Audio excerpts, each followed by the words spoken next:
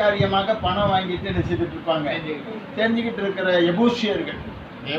என்னது, தவறான வழியில தப்பான போதனைகளை அந்த சீயோன்ல செஞ்சுக்கிட்டு இருக்காங்க.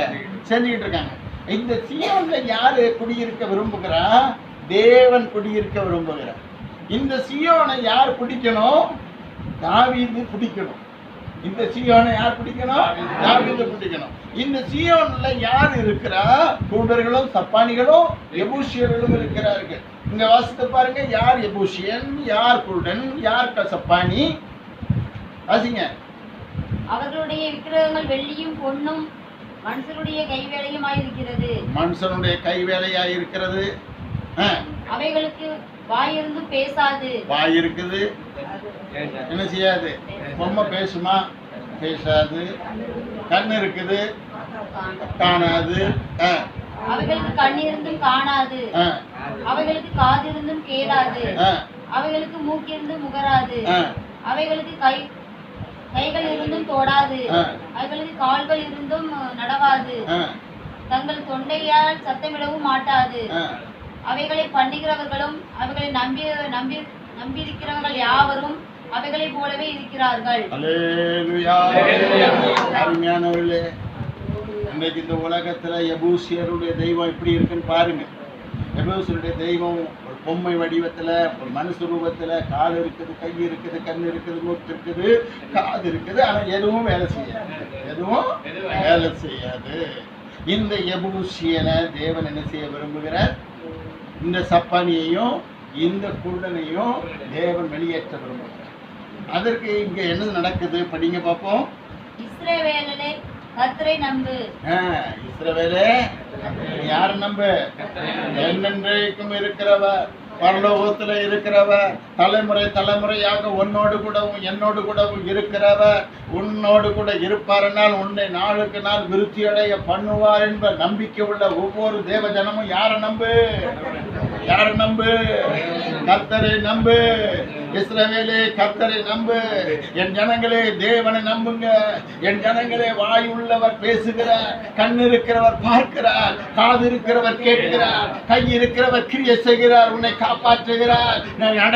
கால் இருக்கிறவர் உன்னோடு கூட நடக்கிறார், உன்னோடு கூட பயணம் பண்ணுகிறார், உன்னோடு கூட வந்து தங்குகிறார். அவருடைய தொண்டை உன்னோடு பேசிக் கொண்டிருக்கிறது. அவருடைய சத்தத்தை நீ கேட்டுக் கொண்டிருக்கிறாய். இந்த சத்தம் உன்னை பலப்படுத்தவும், இந்த சத்தம் உன்னை பாதுகாக்கவும், இந்த சத்தம் உன்னை ரட்சிக்கவும் வந்திருக்கிறது. தேவன் உங்களை ரட்சிப்பதற்காக, அந்த சீயோன்ல கொண்டு உங்களை உட்கார வைப்பதற்காக தேவன் இந்த அற்புதத்தை செய்து கொண்டிருக்கிறார். அல்லேலூயா. இப்ப என்ன நடக்குது தெரியுமா? இப்ப 2 சாமுவேலுக்கு வாங்க. 5ஆம் அதிகாரத்துல படிங்க பார்ப்போம். 8ஆம் வசனம் படிங்க. எவன் சலகத்தின் வழியாய் ஏறி. சாலகம் என்னது? சாலகம்னா என்னது? ஓடை. என்ன செய்யணும்? ஓடை வழியா உள்ள போகணும். எது வழியா போகணும்? ஓடை வழியா போவீங்களா? ஓடை வழியா உள்ள போனாதான் என்ன செய்ய முடியும்?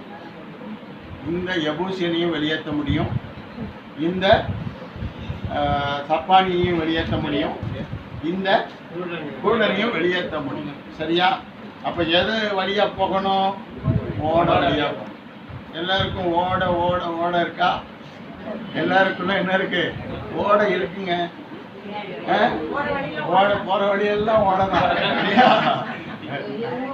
நமக்குள்ளேயே நிறைய ஓடைகள் இருக்குது. நமக்குள்ளே நிறைய கெட்டவைகள் இருக்குது. நமக்குள்ளே நிறைய நாட்டங்கள் இருக்குது. நமக்குள்ளே நிறைய அசிங்கங்கள் இருக்குது. நமக்குள்ளே நிறைய அவமானங்கள் இருக்குது. இதையெல்லாம் வெளியில எடுத்து இயேசுவே எது எனக்கு வேண்டான்னு சொல்லணும். நான் இந்த ஓடை வழியா போறேன். எதுக்கு போறேன் தெரியுமா? பரலோகத்துல தேவன் இருக்கிறார். அவர் என்னென்றைக்கு என்னோடு இருக்கிறார். நான் இந்த ஓடை வழியா போய் என்ன செய்வேன்? சாலகத்தின் வழியாய் போய் இந்த எபூசியர்களை முறியடிப்பேன். இந்த சப்பானிகளை முறியடிப்பேன், இந்த குருடர்களை முறியடிப்பேன். இவர்கள் மத்தியில் நான் ஜெயம் எடுத்து அந்த சீயோனை எனக்கு சொந்தமாக பிடிப்பேன். அது தேவன் எனக்கு பிடித்து தருவார். நான் சீயோனை என் நகரமாக மாற்றுவேன் என்று சொல்லி இந்த தாவீது அந்த சாலகத்தின் வழியாக புறப்பட்டு போய் அந்த செபூசியனையும் அந்த குருடர்களையும் அந்த சப்பானிகளையும்